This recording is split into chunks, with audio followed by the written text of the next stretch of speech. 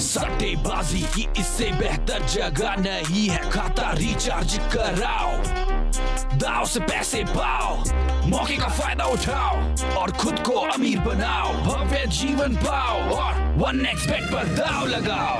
आलीशान घर नहीं लेना चाहते क्या, पूरी दुनिया नहीं घूमना चाहते क्या, सपने हो जाते सेट जब साथ हो। 1xBet स्पोर्ट्स बैटिंग ने दिया मुझे रास्ता, हुआ मेरा राजा जैसी जिंदगी से वास्ता, मैं कर सकता हूँ तो तुम भी कर सकते हो।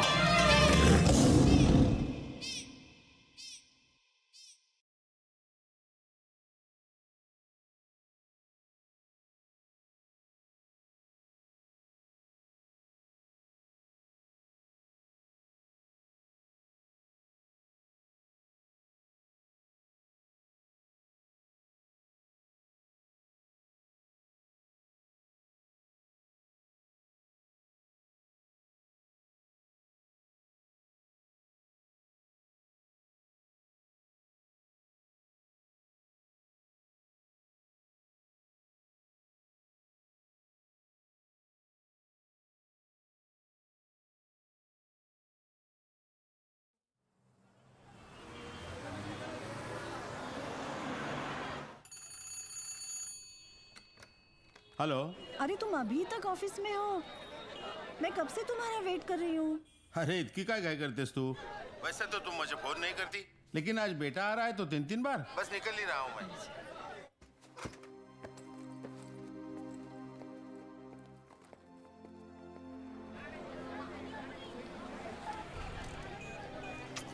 अहो किती वेळ लावला तुम्ही? बरं चल आता। हे घ्या, आपको पता है ना घर में और कितने काम बाकी है। क्यों परेशान हो रही हो?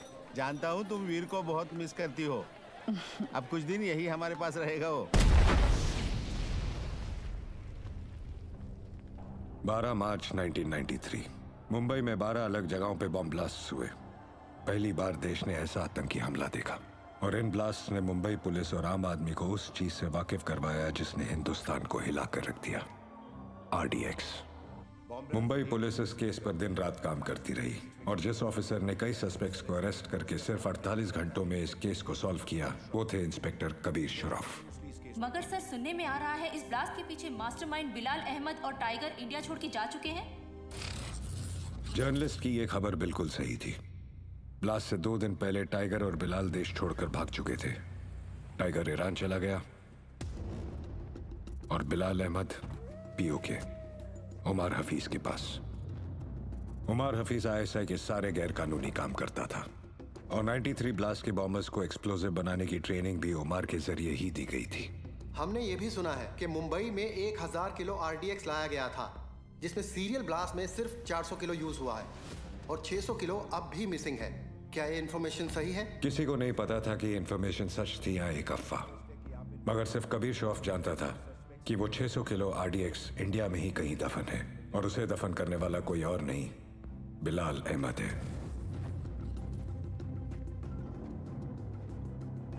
बिलाल आज से अब हमारे साथ रहेंगे। 1999 में उमर ने ISI की मदद से टेररिस्ट ऑर्गेनाइजेशन लश्कर की शुरुआत की और बदले में ISI ने उन्हें कारगिल की जंग में इस्तेमाल किया। मगर जंग के दौरान उमर का बड़ा बेटा इमाद हफीज इंडियन आर्मी के हाथों मारा गया।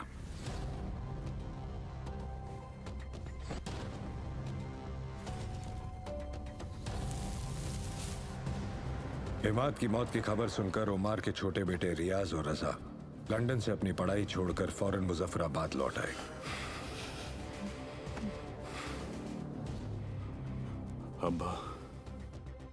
अब हम वापस नहीं जाएंगे।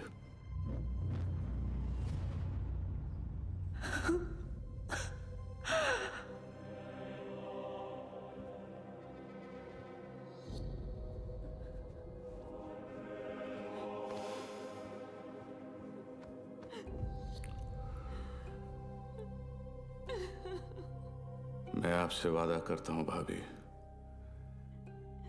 कि सरहद पार कोई भी महफूज नहीं रह पाएगा। एक हफ्ते बाद मोहाली में इंडिया और पाकिस्तान का क्रिकेट मैच है। और आप सभी का इंडिया जाने के लिए 2 दिन का वीजा इशू किया जा चुका है। आप सब इंडिया जाएंगे जरूर, पर कभी वापस नहीं लौटेंगे। वहाँ मेरा एक दोस्त है, कादर उस्मानी। उसने आप सब के लिए अलग अलग शहर में रहने और काम करने का इंतजाम किया है। थे तो ये सारे पाकिस्तानी, लेकिन इंडिया में हिंदुस्तानी पहचान के साथ आम आदमी की तरह जिंदगी बिता रहे थे। ये हमारे आसपास हर जगह मौजूद थे और कोई भी हो सकते थे। शायद आपकी बिल्डिंग का वॉचमैन या फिर आपके ऑफिस में काम करने वाला एक एम्प्लॉय। इन्हें पहचानना और पकड़ना पुलिस के लिए बहुत मुश्किल था, क्योंकि जब तक इनका कमांडर इन्हें ऑर्डर ना दे तब तक ये किसी को कोई तकलीफ नहीं पहुंचाते थे। आज के बाद आपका सिर्फ एक ही कांटेक्ट होगा, आपका एरिया कमांडर इन चीफ रियाज।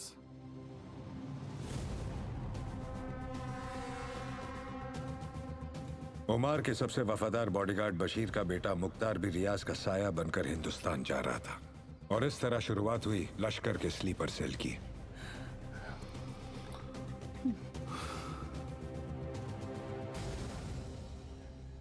मैंने और रजा चाचू ने अपनी जिंदगी के सबसे बेहतरीन साल लंदन यूनिवर्सिटी में गुजारे हैं।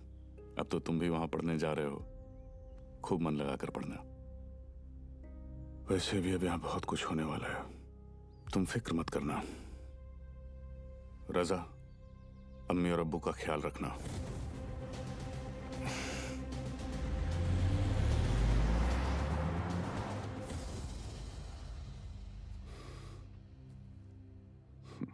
क्या सोच रही हो? सोच रही हूँ कि ये सब कब खत्म होगा। ये सोचना चाहिए कि इसकी शुरुआत कहां से हुई। 60 साल पहले कुछ जाहिल और सियासत के लालची लोगों ने मजहब के नाम पर बंटवारा किया।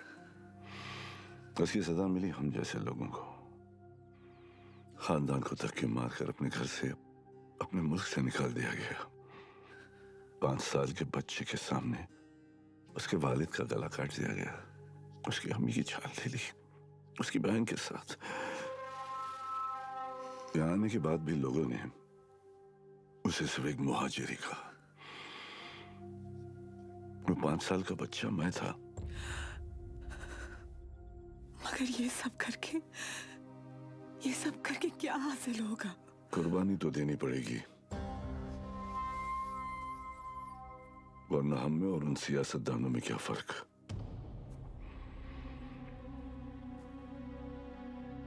हिंदुस्तान ने मेरी किस्मत बदली,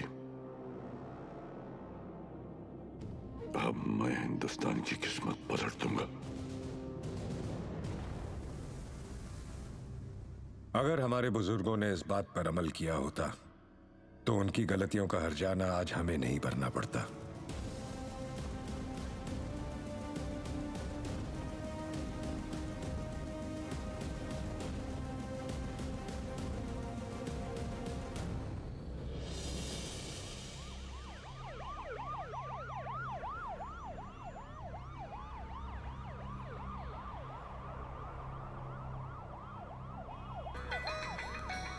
जी कबीर सर।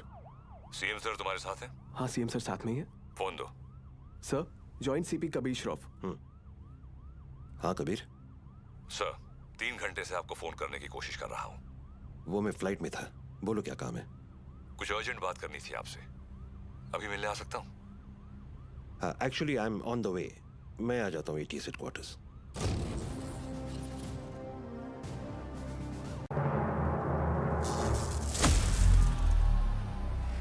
Fuck.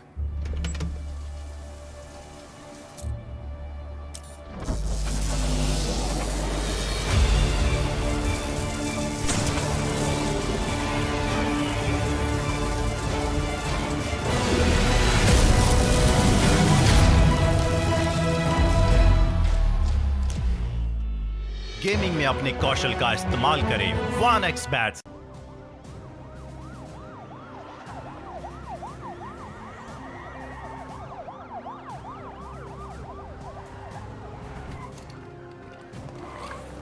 कबीर, जब मुझे एंटी टेररिज्म स्क्वाड से आधी रात को फोन आया, अगली 4 रातें मैं ठीक से सो नहीं पाया हूं। In that case, you won't be disappointed, sir. रियाज हफीज का पता चल गया है। करीब 15 सालों से ये 40 स्लीपर एजेंट इंडिया में छुप कर रह रहे हैं। इन्वेस्टिगेशन के बाद पता चला कि जो 2 सस्पेक्ट्स मारे गए वो किसी राजबीर राठौड़ नाम के होटेलियर से मिलने अक्सर जैसलमेर जाया करते थे। This is Rajveer Rathore sir. ये राजवीर राठौड़ और कोई नहीं, लश्कर चीफ उमर हफीज का बेटा है। रियाज हफीज। फौरन अपनी टीम जैसलमेर भेजो and arrest this bastard. I am sorry sir, but permission के लिए रुकने का वक्त नहीं था। टीम ऑलरेडी जैसलमेर के लिए निकल चुकी है। And who is leading the team? Suryavanshi, Veer Suryavanshi. वो पागल?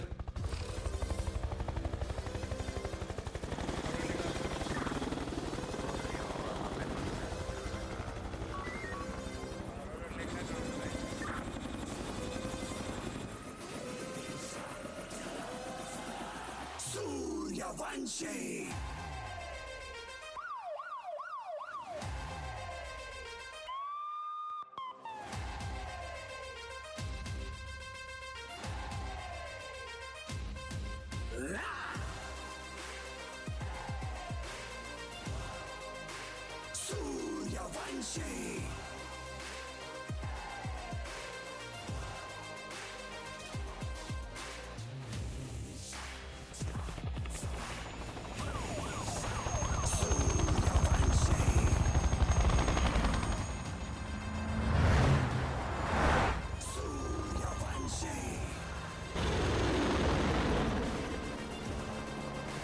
सूर्यवंशी।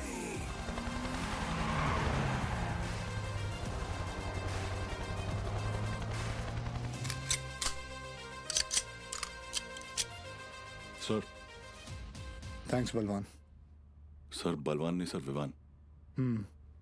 इतने सालों में 2 चीजें नहीं बदली सर, आपकी हेयर स्टाइल और नाम बोलने की आदत। सर वैसे एक बार हम रियाज को पकड़ेंगे ना, आपकी फोटो फ्रंट पेज पे नक्की। हाँ चाइला फोटो फ्रंट पेज पे तो आएगी, लेकिन मेडल के साथ या गले में हार के साथ ये तो भगवान ही बताएगा। उड़े बगरे येड़े। सर एड़े नहीं, बिड़े।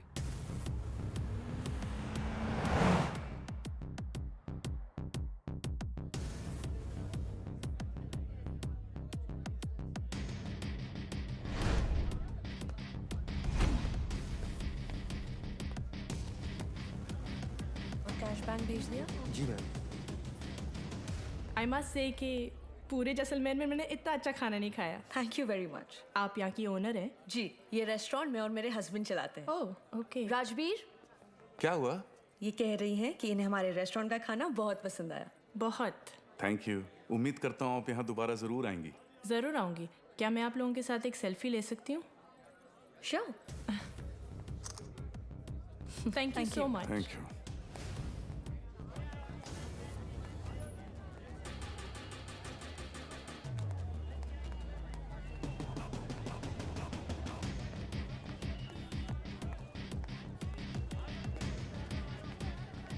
सर कंफर्म वही है।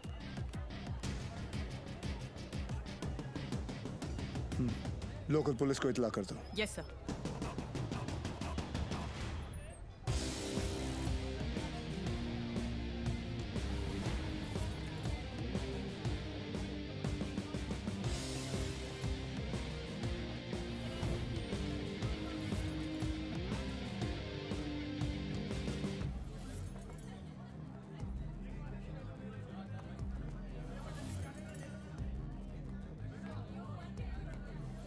क्या लेंगे सर?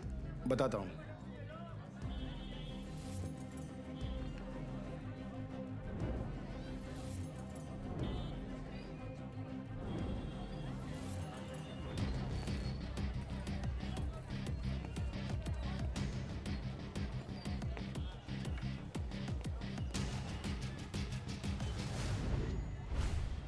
आरपीजी।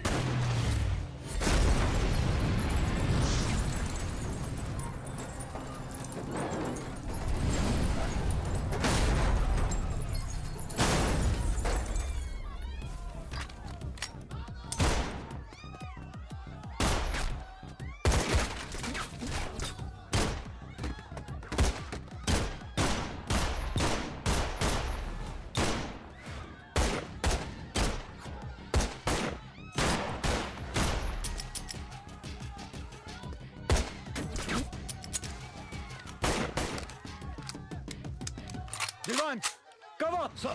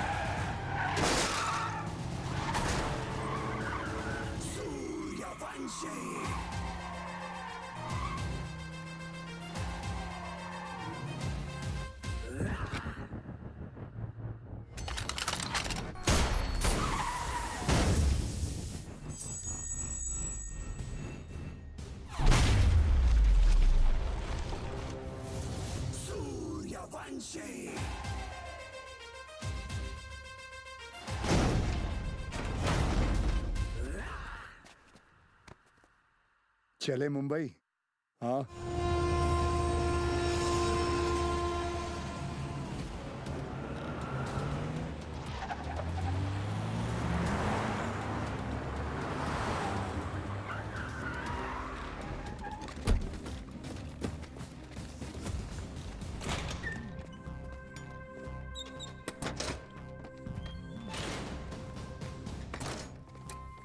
ए लाइट लाओ कीड़े। Sir Bhide.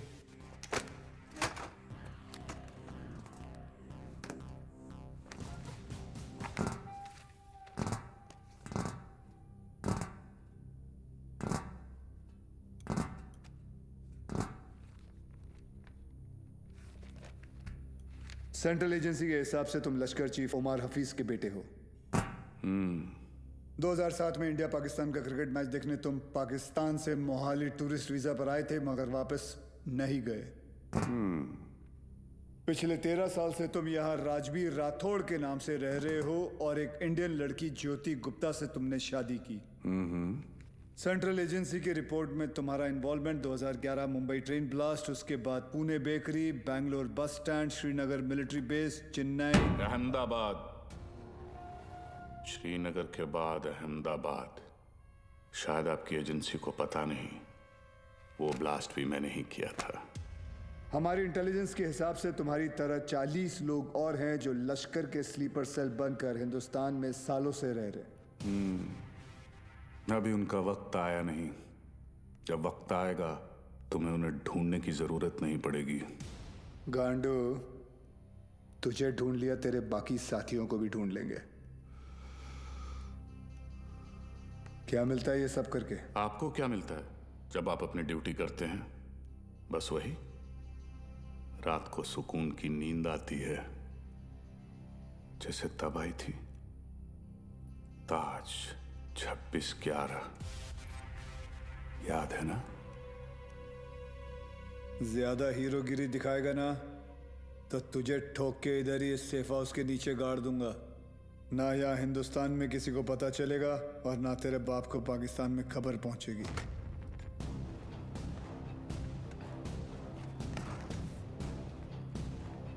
Kabir Shroff, ADG, Mumbai ATS, claim to fame 1993 Mumbai blasts.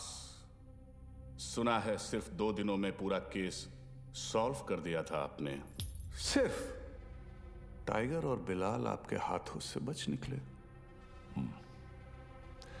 काफी जानकारी है तुम्हें मेरे बारे में, मगर हम भी जानते हैं कि 93 के बाद बिलाल तुम्हारे अब्बा की गोद में जाके बैठ गया है।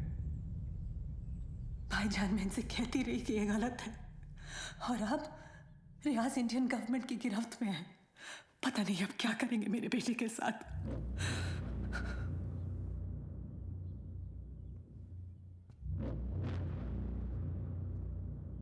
अब्बा, अब रियाज भाईजान को फांसी ही होगी। वो हिंदुस्तानी उन्हें नहीं छोड़ेंगे। हिंदुस्तान की 2 कौड़ी की रस्सी में इतनी ताकत नहीं कि रियाज हफीज को मार सके। उसमें हमारा खून है। सिपाही है वो, मरेगा तो सीने पे गोली खाकर मरेगा। 93 ब्लास्ट केस सॉल्व करने का जितना सेटिस्फैक्शन है ना मुझे, उतना ही रिग्रेट भी कि मैं बिलाल को पकड़ नहीं पाया। सर, मैं 93 को कैसे भूल सकता हूं? उन धमाकों में ही तो मैंने मेरे माँ बाप को खो दिया। और उसका अफसोस मुझसे ज्यादा शायद ही किसी को होगा। देश में पहली बार ऐसे सीरियल ब्लास्ट हुए थे। उन ब्लास्ट में किसी ने अपना कारोबार खो दिया, किसी ने अपना हौसला, तो किसी ने अपने घर वाले। डिपार्टमेंट और मीडिया को ऐसा लगता है कि मैं बिलाल को ट्रैक करने की कोशिश आज भी इसीलिए कर रहा हूं because I want to settle the score. ऐसा नहीं है। 93 में एक टन RDX आया था, जिसमें से सिर्फ 400 किलो इस्तेमाल हुआ और पूरा का पूरा मुंबई हिल गया। 600 किलो आज भी कहीं दफन है। It could be anywhere. Mumbai, Porbandar, Konkan.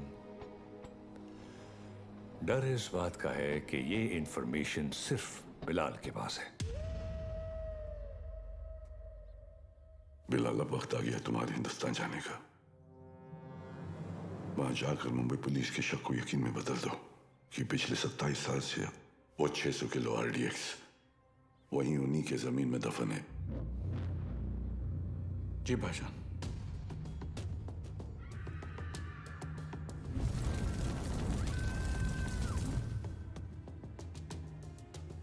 रजा, मुख्तार और उस्मानी को इत्तला करो कि बिलाल हिंदुस्तान वापस आ रहा है।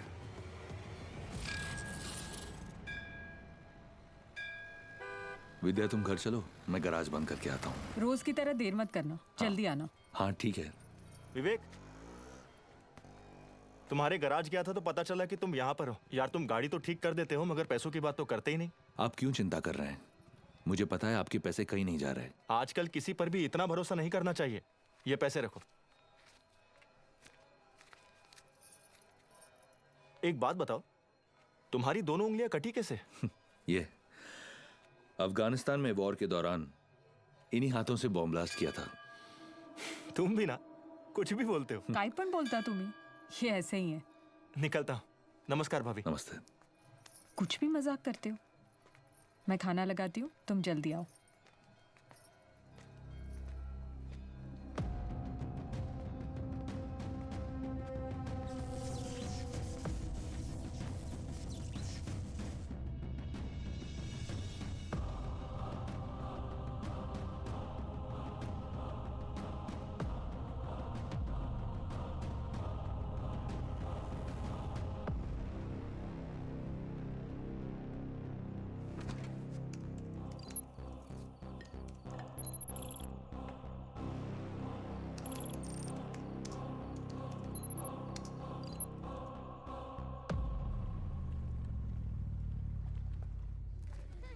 Thank you so much sir, आपने मेरा ट्रांसफ़र अपने डिपार्टमेंट में करवा दिया। It's all right boss. तुम्हारे अब्बू ने हमारे साथ इतने साल ड्यूटी की, मुझे यकीन है कि तुम भी उन्हीं की तरह अपनी ड्यूटी निभाओगे। तुमच्यामुळे उशीर होतो माझ्या। क्या रे, तुम लोग लेट आए? हाँ सर, मैंने ये हमेशा का इसका। सर, पता नहीं है बीबी लोगों को तैयार होने के लिए इतना वक्त क्यों लगता है। तुम्ही कैसी हो गर्भवती? सर, गर्भवती नहीं, सरस्वती। सर, आज 1 साल के बाद आप और रिया दीदी आर्यन का बर्थडे एक साथ मना रहे हैं। बहुत खुश होंगे ना? हाँ, खुश हूँ भी नहीं भी। मतलब? रिया हमेशा के लिए ऑस्ट्रेलिया जा रही है आर्यन के साथ। ऑस्ट्रेलिया? सर, उस हादसे को तो 1 साल हो चुका है। आप दोनों कब तक अलग रहेंगे? सर, 2 लोग एक दूसरे से इतने अलग, फिर भी प्यार हुआ, शादी हुई। सर, आप देखिएगा, रिया दीदी एक दिन आपके पास वापस जरूर आएगी। आले sir.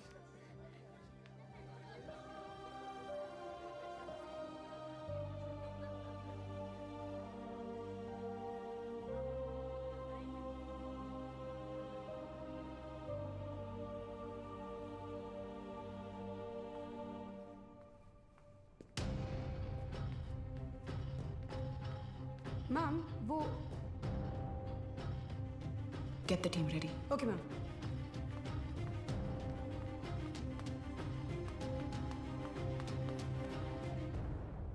Are you a doctor? I have been shot.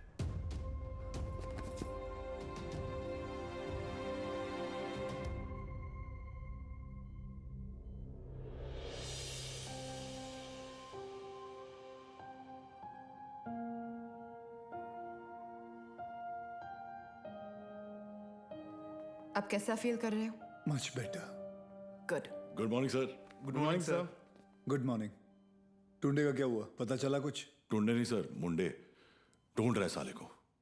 आप पर गोली चलाई है, छोड़ेंगे नहीं उसे। मुझे अब डिस्चार्ज कब करेंगे? मुझे ड्यूटी पे जाना है। अपनी हालत देख रहे हो तुम? मतलब क्या, मतलब छोटी मोटी चोट है, ठीक हो जाऊंगा 2 दिन में, you can just leave me. हाँ, छोटे मोटे घाव से कुछ फर्क नहीं पड़ता हमारे सर को। ड्यूटी के लिए तो अपने जान की बाजी लगाते हैं सर। अच्छा, वैसे अगर बुलेट 2 इंच ऊपर लगती तो बाजी लगाने के लिए तुम्हारे सर की जान ही नहीं बचती। ये पुलिस स्टेशन नहीं है, हॉस्पिटल है, और डॉक्टर मैं हूं, तो जब मैं बोलूंगी तब तुम्हें डिस्चार्ज मिलेगा। I hope that's understood.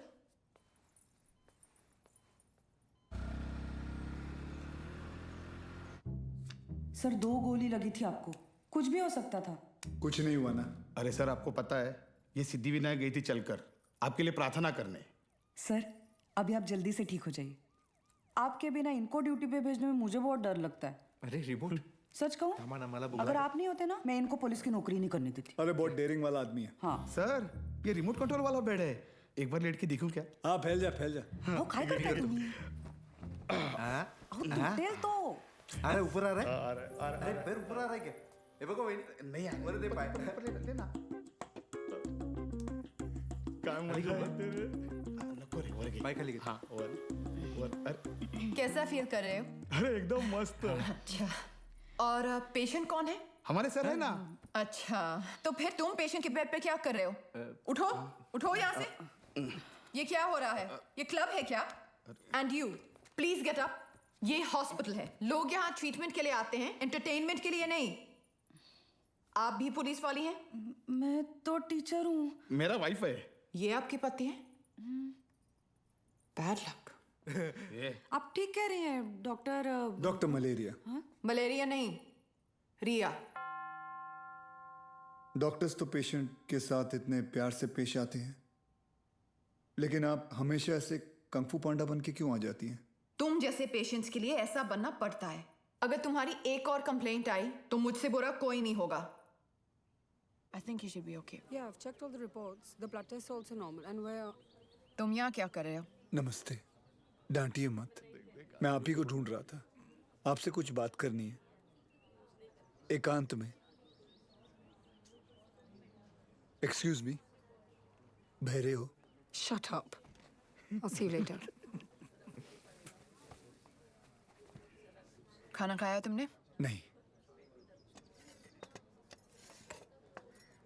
काफी मोटी इडली है। वाह, ये लोग ना आपको खामखा खूसट पकाऊ खड़ूस समझते हैं। हाँ, मैं नहीं, ये। अरे चुप रे, नहीं मैम, मैं नहीं। छोड़िए, बैड पीपल। डॉक्टर हरनिया, मैं आपसे बात करना डॉक्टर चाहता हूँ। हरनिया नहीं, रिया। इसी के बारे में बात करना चाहता हूँ। तुम्हें हरनिया है? मुझे हरनिया नहीं है, मुझे नाम भूलने की बीमारी है। मैं रमेश को सुरेश बुलाता हूँ और रमेश को सुरेश। आप हंसिए मत, मुझे दवाई दीजिए प्लीज। 4 लोगों के सामने बहुत बेइज्जती होती है मेरी, अब बर्दाश्त नहीं होता। ऐसी कोई बीमारी नहीं होती है idiot, you are just lazy, इसलिए तुम्हें नाम याद नहीं रहते। मतलब आप ये कहना चाहती है कि मैं पुलिस वाला हूँ लेकिन आलसी हूँ? गलत समझ रही हैं। अब देखिए, मैं यहाँ बैठे बैठे ये देखिए कितनी तेजी से मैं फूल लेके आया हूँ। लीजिए ना, आलसी नहीं हूं मैं।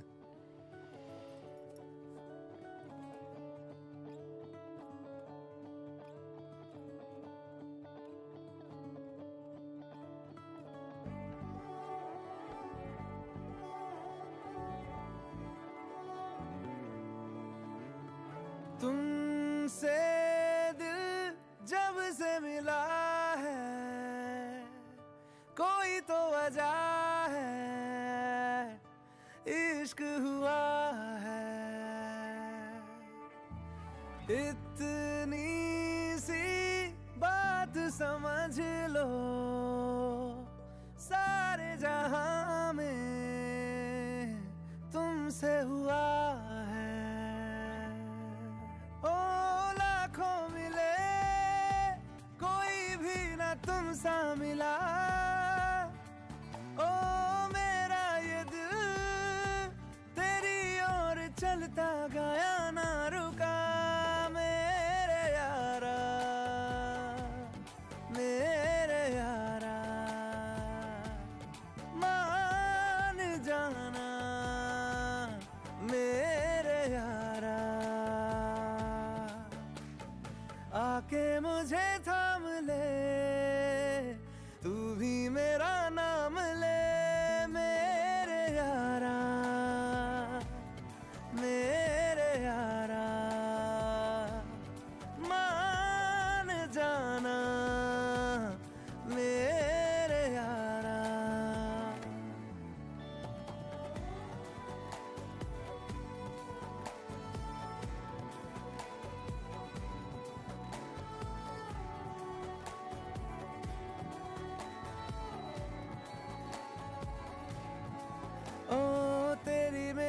बातें होती रहे, ऐसी मुलाकातें होती रहे, तू जो मेरे पास रहे, जादू सा यूं चलता रहे। होना है जिससे वो हो जाने दो, खोना है इससे तो खो जाने दो, दूर से तो होगा नहीं, थोड़ा तो करीब आने दो। लाखों मिले कोई भी ना तुम सा मिला, ओ मेरा ये दिल तेरी ओर चलता गया ना रुका, मेरे यारा मेरे यारा, मान जाना मेरे यारा। आके मुझे थाम ले, तू भी मेरा नाम ले।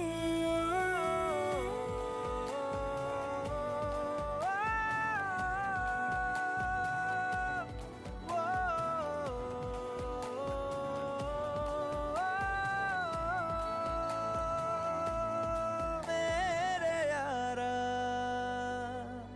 मेरे यारा, मान जाना मेरे यारा।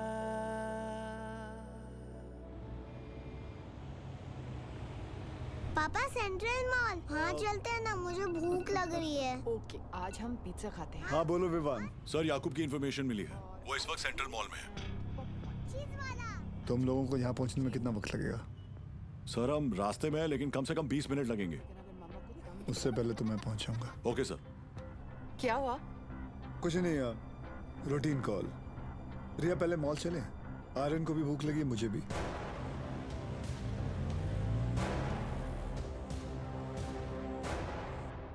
तुम दोनों यही पार्किंग लॉट में रुको, मैं भी आता हूँ। पार्किंग लॉट में क्यों? मुझे कुछ काम है। Surya, what's wrong? Are you hiding something? ऐसी कोई बात नहीं है। Watch out! सूर्यवंशी, पीछे ले, पीछे ले।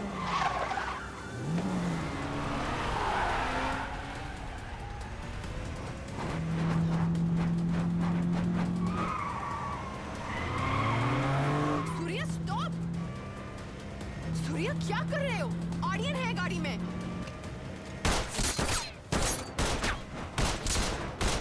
तुझे आयचा घोक कुत्र्या।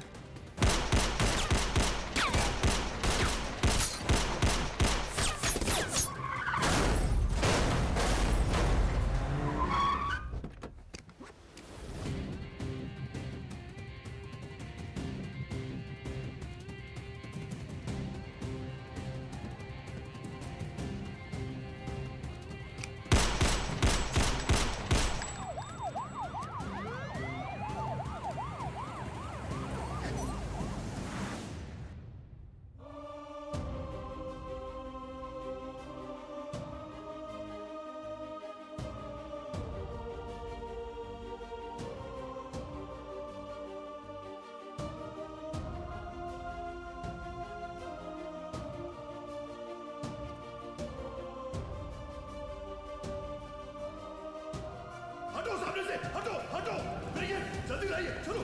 Everybody out of the way, move move. Aryan get out of the way, out. हटो। डॉक्टर साहब जल्दी आइए, फास्ट। ले जाइए, ले जाइए। सर आप रुक जाइए, हरी अप, रुक जाइए sir. Stop, Riya. Sir, please allow me. You can't operate your own blood. You know that. Sir, and I he's a have to go in. No, I can't allow you inside.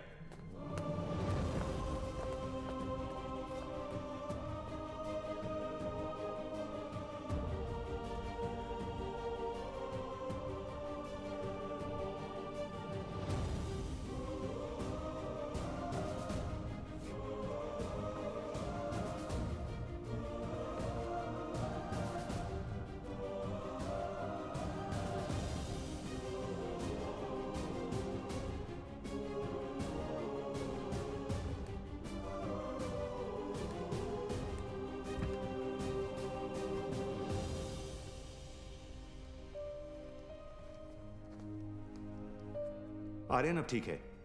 Luckily the bullet just brushed past him. He's out of danger now. And don't worry, he'll be fine. Thank you. Thank you, doctor.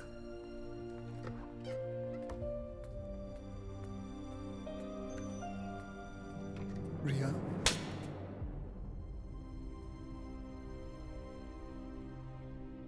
तुम जानते थे कि वहां कितना खतरा है, फिर भी तुम हमें अपने साथ ले गए.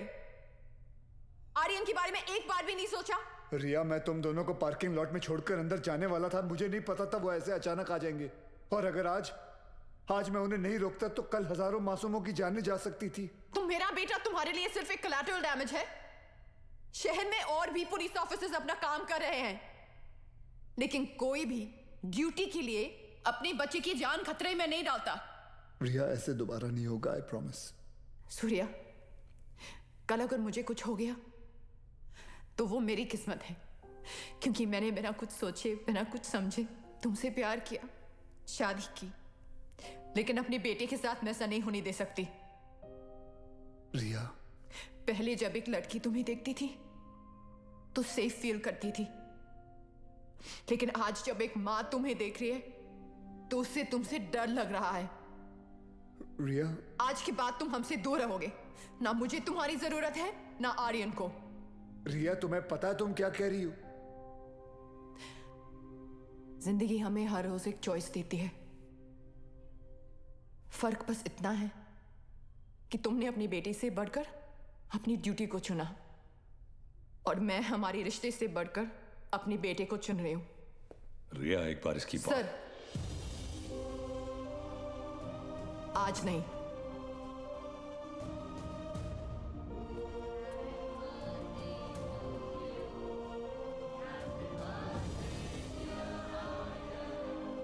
Happy birthday to you. Happy birthday to you. ये देखो, ओपन दिस. मैं खोल के दिखाती हूँ. थैंक यू रिया. आर्यन चाहता था कि जाने से पहले उसका बर्थडे हम सब साथ मनाएं.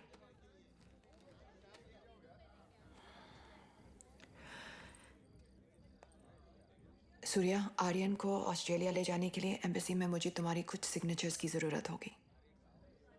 तुम जब भी बुलाओगी मैं आ जाऊंगा.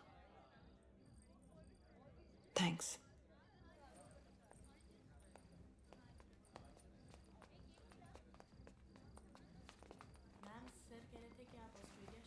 पापा, मुझे मम्मा के साथ ऑस्ट्रेलिया नहीं जाना है. मुझे आप दोनों के साथ यहीं रहना है. आप प्लीज कुछ करो ना पापा.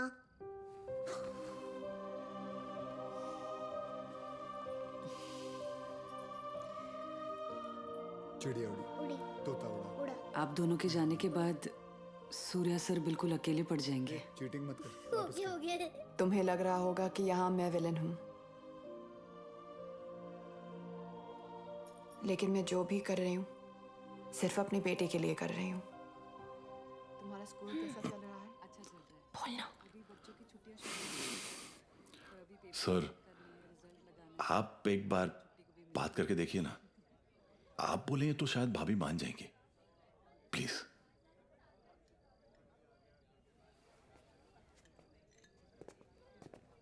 देखना, जब कबीर सर अपने भारी आवाज में समझाएंगे ना, पक्का भाभी मान जाएगी. क्या हो रहा है यहाँ? सर, वो कबीर सर भाभी से बात करने गए. मैंने सुना तुम ऑस्ट्रेलिया जाना चाहती हो. जी. देखो रिया, शादी जो होती है वो दो लोगों के बीच होती है. एक पुरुष और एक स्त्री के बीच का मिलन. जैसे कि ये जो पिस्टल है, इसके अंदर गोलियां हैं. अब इन दोनों का एक हसीन एक संबंध है, एक जोड़ी है. लेकिन अगर इन दोनों को अलग कर दिया जाए तो दोनों किस काम के? गड़े. कौन भेजा उसको उधर? सर, कौन उसने बोला तो मैंने. You understand what I am saying? जी जी बिल्कुल सर. बिल्कुल. क्या ना रिया, अक्सर गुस्से में लिए हुए जो डिसीजन होते हैं वो गलत होते हैं. वाह, शादी के बारे में आप कितना कुछ जानते हैं. लेकिन हम आज तक आपने शादी क्यों नहीं की?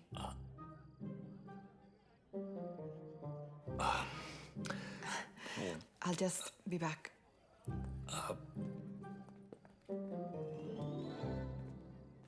अब इसे क्या बताऊं मैंने शादी क्यों नहीं की।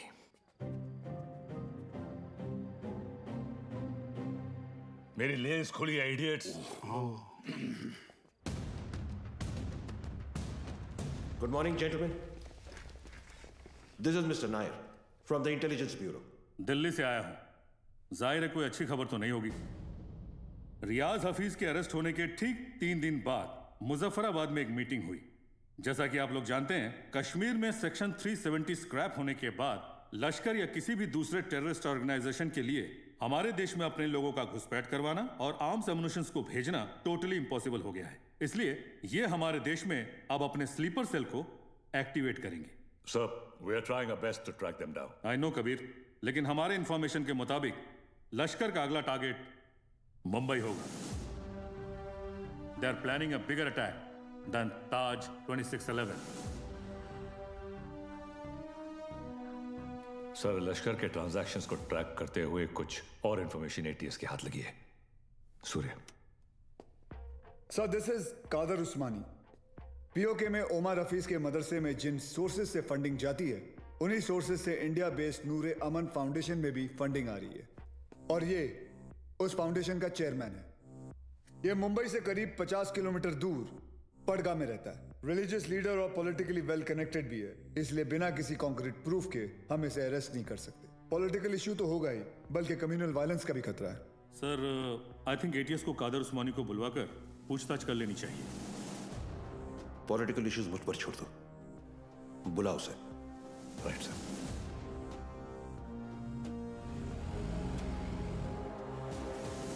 Good morning sir. Good morning. अब्बू आए हैं, आपसे मिलना चाहते हैं। हाँ, बुला बुला। अब्बू। कैसे है खान साहब? अजमेर से कब आए? आज सुबह ही लौटा हूं सर। ख्वाजा गरीब नवाज से आपके लिए न्याज लाया हूं। धन्यवाद। सर, उस्मानी आया। बुलाओ। जी सर। बड़े सालों बाद मुंबई पुलिस ने मुझे याद किया। बोलिए। उस्मानी साहब, हमें पता चला है कि आपके ट्रस्ट नूरे अमन में जिस सोर्स से फंडिंग आ रही है, वही सोर्स टेररिस्ट ऑर्गेनाइजेशन लश्कर को भी फंड करता है।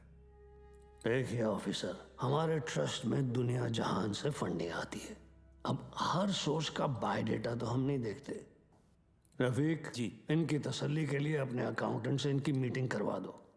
चलता हूं। रुकिए, इतने दिनों बाद आए हैं आप, थोड़ी और बातचीत कर लेते हैं। आईबी की रिपोर्ट के हिसाब से अब तक 11 बच्चों ने इंडिया से सीरिया जाकर आईसिस ज्वाइन किया, जिनमें से 3 बच्चे जावेद, मुश्ताक और अहमद पडगा से हैं, और पडगा आपका इलाका है। और सुना है कि सीरिया जाने से पहले इनका आपके घर काफी आना जाना था। ऑफिसर, एक इतना ही नहीं, और भी कंप्लेन्स है आपकी। आप भड़काऊ भाषण देते हैं, आप धर्म के नाम पे मासूम बच्चों को गुमराह भी करते हैं। कौन गुमराह है, कौन सही है, अब ये तुम हमें बताओगे? इस मुल्क में मुसलमानों का क्या हाल है जानते हो तुम? मुसलमान का हाल? उस्मानी, आप जानते हैं कौन है? नईम खान। 30 साल ईमानदारी से पुलिस की ड्यूटी की है इन्होंने, और अब इनका बेटा अब्बास हमारे एंटी टेररिज्म स्क्वाड का एक होनहार ऑफिसर है। खान साहब रिटायर हो चुके हैं, लेकिन आज भी देश के लिए मरने मिटने के लिए तैयार हैं। ये है हिंदुस्तान के मुसलमान। आप किस मुसलमान की बात करते हैं हम नहीं जानते।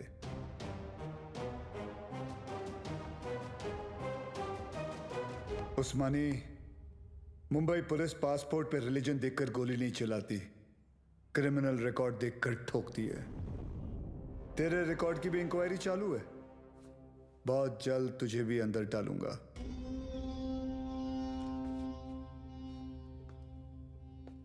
जिस दिन महाराष्ट्र को जलाना हो, मुझे अरेस्ट करने आ जाना। खुदा हाफिज। एक कादर बहुत बोलने लगा है।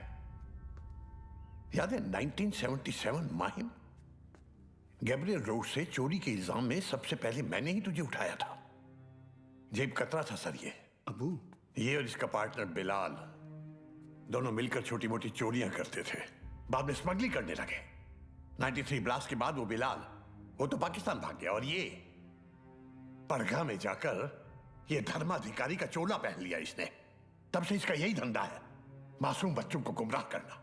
खान साहब रिलैक्स। क्या हुआ उस्मानी? हिंदुस्तानी मुसलमान का तेवर देखकर हिल गया?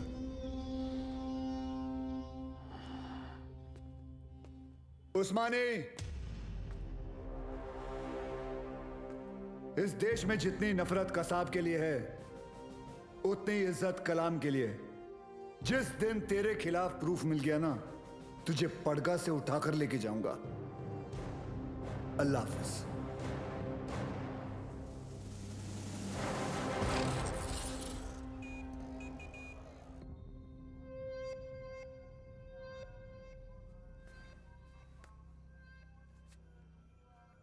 आज जो हुआ वो ठीक नहीं हुआ भाईजान। सूर्यवंशी ने आपके साथ कुछ ज्यादा ही बदतमीजी कर दी। अबू, शिवगढ़ से विवेक आए हैं। बुलाओ। विवेक? कल रात आपके लिए खबर आई है, बिलाल हिंदुस्तान वापस आ रहा है। बिलाल?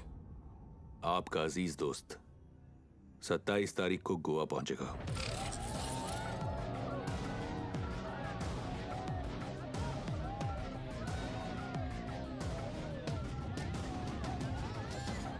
कल मालदीव्स की फ्लाइट में अजय गुप्ता के नाम से एक आदमी आने वाला है। उसे पिकअप करके सीधा हमारे पास लाना है। अजय गुप्ता के नाम से? यानी अजय गुप्ता उसका असली नाम नहीं है? जो कह रहा हूं वो कर। 5 लाख मिल जाएंगे। 5 लाख? उस्मानी भाई का कोई खास है क्या? ये जानने की जरूरत नहीं है। ये आदमी को पिकअप करने के लिए अपने को 5 लाख रुपए क्यों मिल रहा है? मेरे को तो लग रहा है कुछ ना कुछ गड़बड़ है। ए लिली, अपने को क्या लेना देना? हाँ, 2.5 लाख तेरा, 2.5 लाख मेरा, ऐश कर।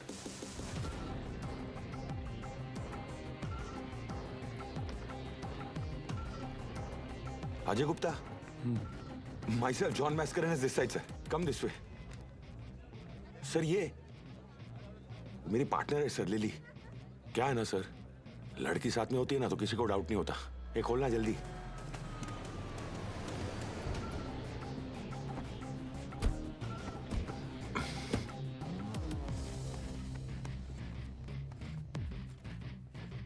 रियाज, आपके लिए खबर है। बिलाल गोवा आ चुका है और आपका यहां से निकलने का वक्त भी।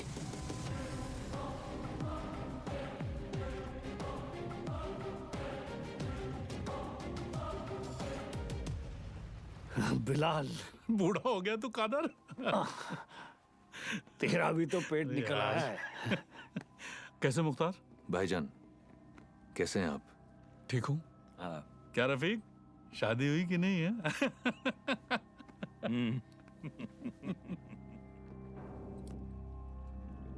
जाना कहाँ है?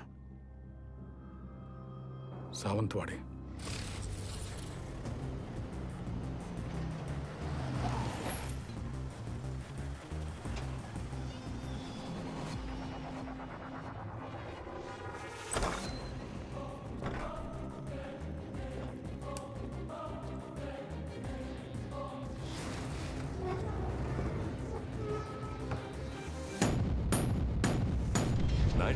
में 1 टन RDX आया था, जिसमें से सिर्फ 400 किलो इस्तेमाल हुआ। It could be anywhere, Mumbai, Porbandar, Konkan. 600 kilo आज भी इंडिया में ही कहीं दफन है।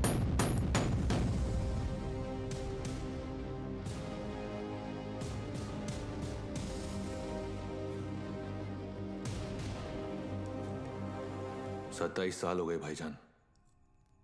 ये काम करेगा ना? ये RDX है, World War II से इस्तेमाल हो रहा है। सालों साल पानी में रख दो मुख्तार, इसे कुछ नहीं होता है। खैर, जुमे के दिन तुम्हें इसका पता चल जाएगा।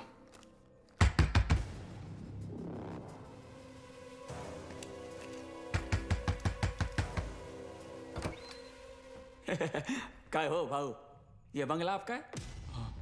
जी।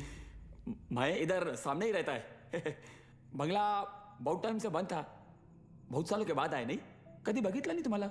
नाव काय? माझं नाव आत्माराम आहे. इधर रहने को आया. अच्छा है. अंदर से देखो. मतलब घर में काम चल रहा है, कल आएंगे. मतलब ऐसा थोड़ा सा. हाँ, बघो. कल. भाऊ.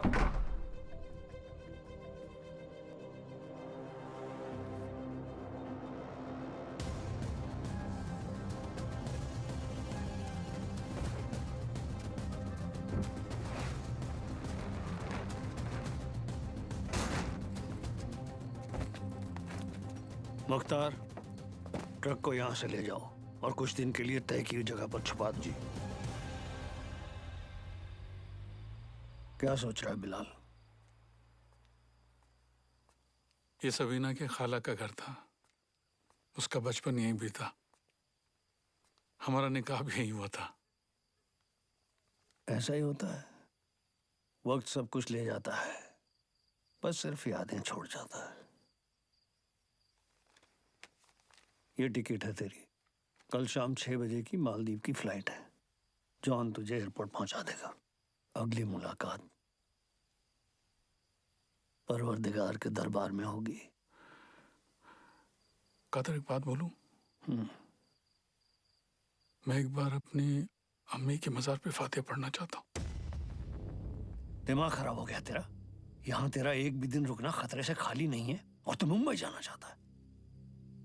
जानता है ना मुंबई में कदम रखते ही क्या होगा. कादर, 27 साल बीत चुके हैं, सिर्फ कुछ घंटों के लिए. उमर भाई भी इसकी इजाजत नहीं देंगे. दोस्ती का वास्ता. तुझे भी पता है इसके बाद मेरी सिर्फ खबर आएगी, मुझे दोबारा मौका नहीं मिलेगा. प्लीज कादर, एक बार. एक दिन, सिर्फ एक दिन है. और तू जानता है, अगर तुझे किसी ने देख लिया तो तुझे क्या करना है.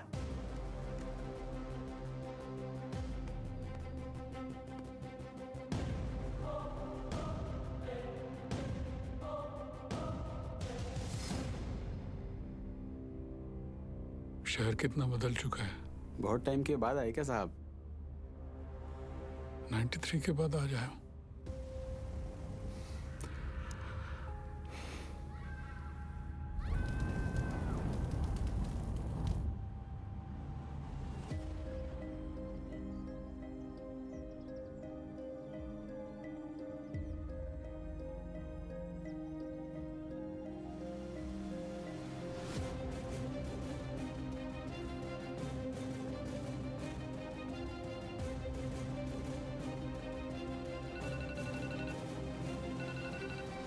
बोलो अब्बास. सर, बिलाल अहमद मुंबई में है. व्हाट? तुम्हें कैसे मालूम? सर, अब्बू ने कहा है, मेरे साथ ही हैं. बिलाल ही है सर. मरीन लाइंस कब्रिस्तान में है इस वक्त, बिल्कुल हमारे सामने. खान साहब, क्या आपको पूरा यकीन है कि वो बिलाल अहमद ही है? यस सर, क्योंकि जिस कब्र पर वो फातिहा पढ़ रहा है वो उसकी अम्मी की है सर. आप एक काम करें, अब्बास से कहे कि बिलाल को ट्रैक करे और मेरे टच में रहे. चाहे जो भी हो जाए, बिलाल हमारे हाथों से निकलना नहीं चाहिए. Yes sir.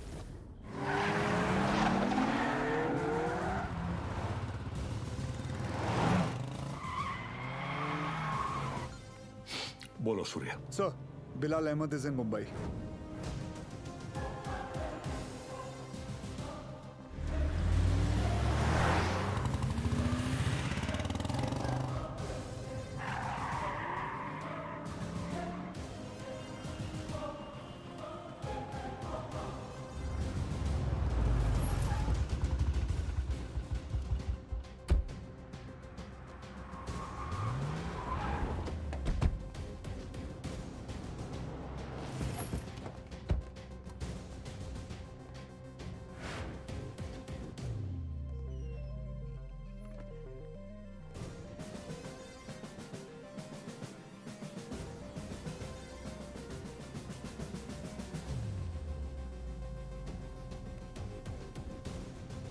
मैडम, मुझे चेकआउट करना है, मेरा बिल तैयार कर देंगे प्लीज.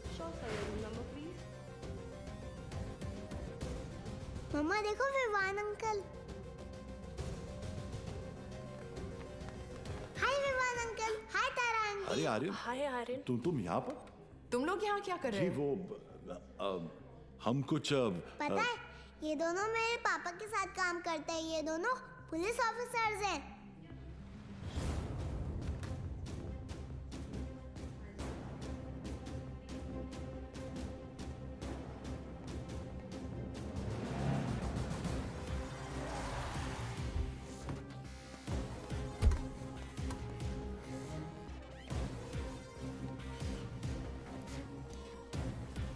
देखो पापा भी आ गए।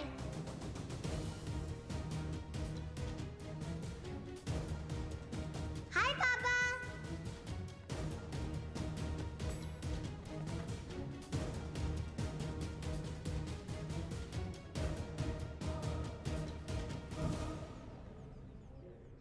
बच्चों को लेके जाओ यहाँ से। This is serious.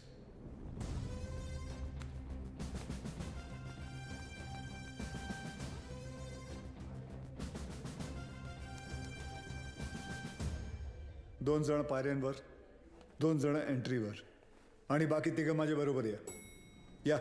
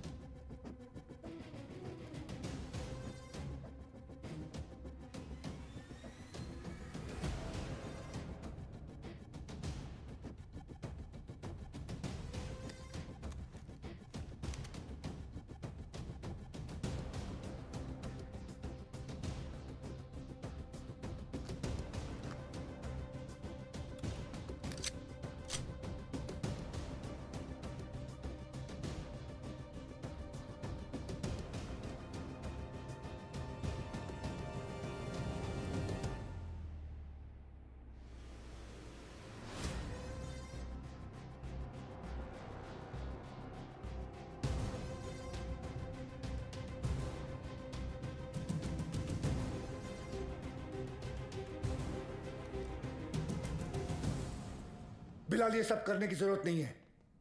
Just surrender. और क्या मिलेगा सरेंडर करके? फांसी? नहीं चाहिए मुझे ऐसी जिल्लत भरी मौत। मैं फिर से इस मुल्क में तमाशा नहीं बनना चाहता। ये मुल्क तुम्हारा भी है, शायद तुम भूल रहे हो। नहीं,